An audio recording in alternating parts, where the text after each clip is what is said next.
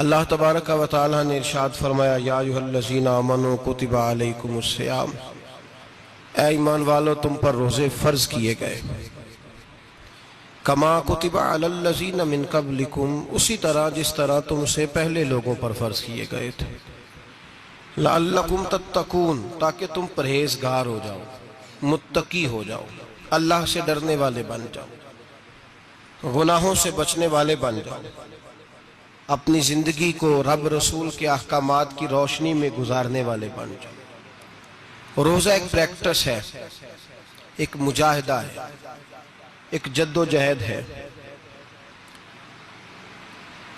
جد و جہد کس چیز کی؟ اللہ کی رضا کے مطابق اپنے آپ کو ڈھالنے کی جد و جہد۔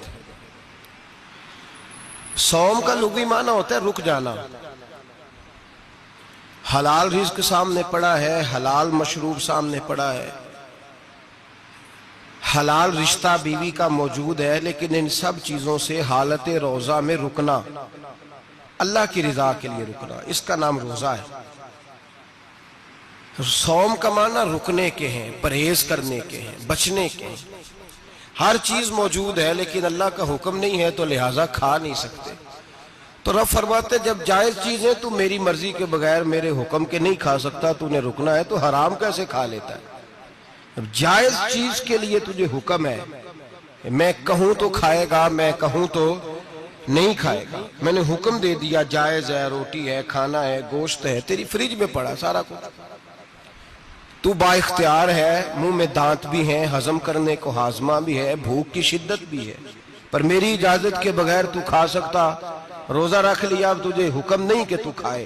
جب جائز چیز میری مرضی کے بغیر نہیں کھا سکتا تو ناجائز کیسے کھائے گا؟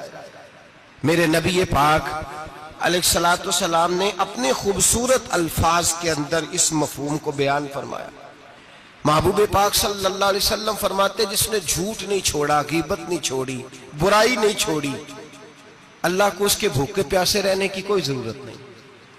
وہ کاہے کا رکا ہے؟ جب کوئی کام تو اس نے اللہ کی رضا والا کیا نہیں۔ روزہ رکھ کے دغا کر رہا ہے، روزہ رکھ کے جھوٹ بول رہا ہے، روزہ رکھ کے کم ماپ رہا ہے، تول رہا ہے، دھوکہ دے رہا ہے، رشوت لے رہا ہے، فراڈ کر رہا ہے، حرام کا مال اکٹھا کر کے کہتا ہے اس میں سے چلو 10 دیگیں بھی پکا دیں گے۔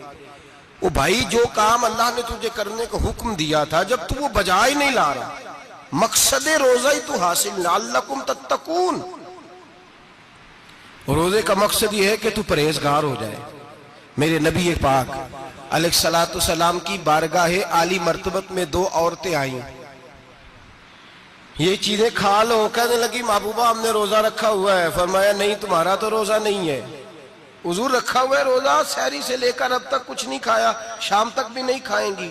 محبوب نے فرمایا ذرا کہہ تو کرو، الٹی تو کرو۔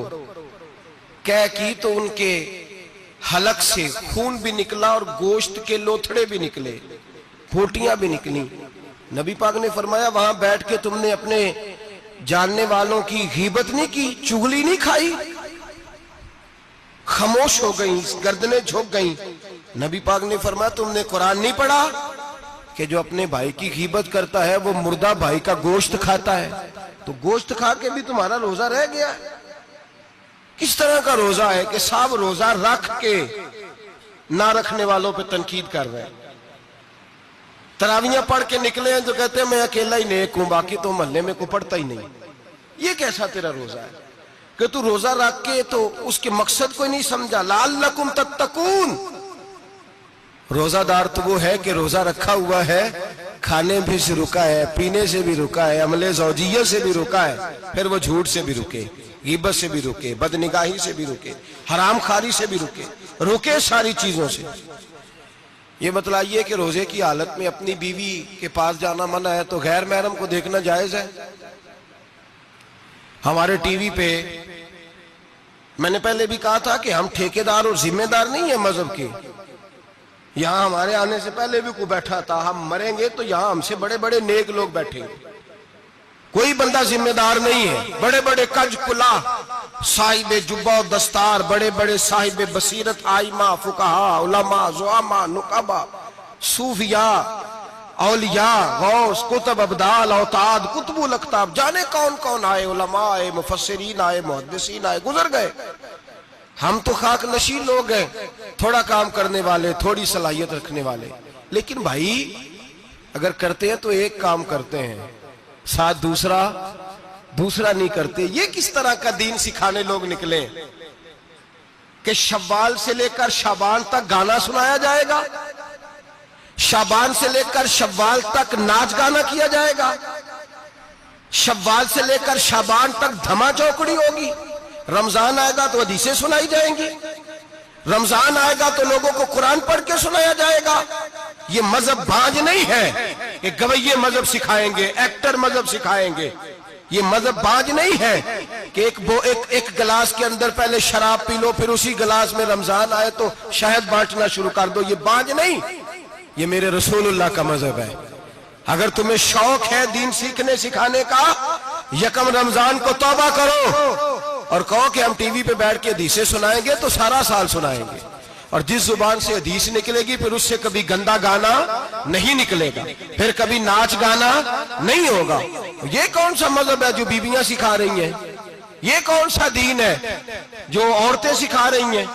میرے رسول پاک صلی اللہ تعالی علیہ وآلہ وسلم کا وہ مذہب ہے کہ میرے اعلیٰ حضرت فاضل بریلوی رحمت اللہ علیہ نے فرمایا، مرد کے لیے جائز نہیں کہ وہ عورت کی زبان سے میلاد بھی سنے، نعت بھی سنے، مرد کے لیے جائز نہیں، مرد کو مرد سکھائے گا، عورت سکھائے گی تو عورتوں کو سکھائے گی۔ بے شک آپ سویرے فتویٰ دیجئے کہ چھوٹی سی مسجد میں بیٹھ کے، چھوٹے سے کونے میں بیٹھ کے چھوٹا سا مولوی، اور وہاں تو اتنے بڑے مفتی ٹی وی پہ بیٹھے ہوئے، وہ غلط ہے تو صحیح ہے کیسے ہو گئے؟ سنو، میرے نبی پاک علیہ الصلوۃ والسلام کے مذہب کا حسن یہ ہے کہ اسلام کہتا ہے ایک نظر بی بی کو دیکھا کسی نے غلطی سے تو معافی ہو جائے گی، دوسری نظر شہوت سے دیکھا تو حرام ہے اس کے لیے، وہ پاکستان کا مولوی ہو یا سعودی عرب کا شاہ ہو، کسی کے لیے عورتوں کے بیچ پھرنا اٹھنا بیٹھنا جائز ہے۔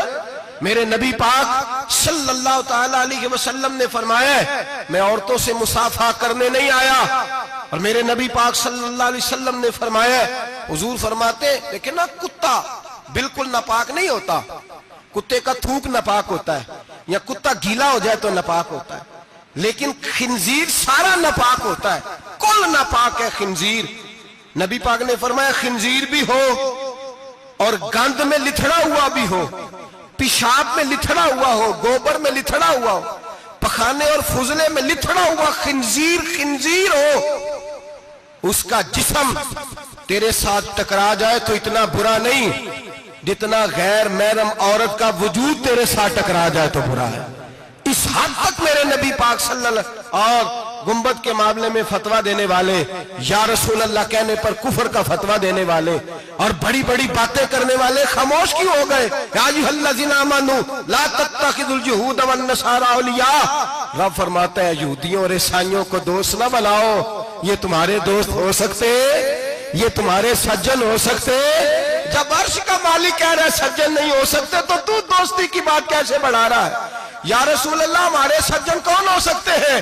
فرمایا تمہارا دوست وہ ہو سکتا ہے جو محمد عربی کا غلامی کرنے والا ہو، جو رسول اللہ کی نوکری کرنا ہو دوست ہوگا۔ دوسرا دوست ہو سکتا؟ کوئی ایکٹر مذہب نہیں سکھائے گا، کوئی گویہ مذہب نہیں سکھائے گا۔ حضرت جناب سیدنا جنید بغدادی، بغداد کے پیر سے کسی نے پوچھا تھا آج سے 1100-1200 سال پہلے، وہ تو زمانہ ویسے نیکی اور پرہیزگاری کا تھا، کہا بابا جی مرد اور عورت نیک ہو، بغیر پردے کے، بغیر حجاب کے، بغیر دیوار کے بیٹھ کر ایک دوسرے کو دین سکھا سکتے؟ حضرت صاحب بتائیے، مرد اور عورت نیک ہو تو بغیر پردے اور حجاب کے ایک دوسرے کو دین سکھا سکتے ہیں؟ تو حضرت جنید بغدادی فرمانے لگے سکھانے والا حسن بصری ہو اور سیکھنے والی رابعہ بصری ہو تو پھر بھی بغیر پردے کے بیٹھنے کی اجازت نہیں۔ تو مفتی صاحب کو اجازت کس نے دی؟ مولانا صاحب کو اجازت کس نے دی؟ بڑا وہ نہیں ہوتا جو ٹی وی پہ زیادہ آتا ہے، بڑا وہ ہوتا ہے جو رسول اللہ کے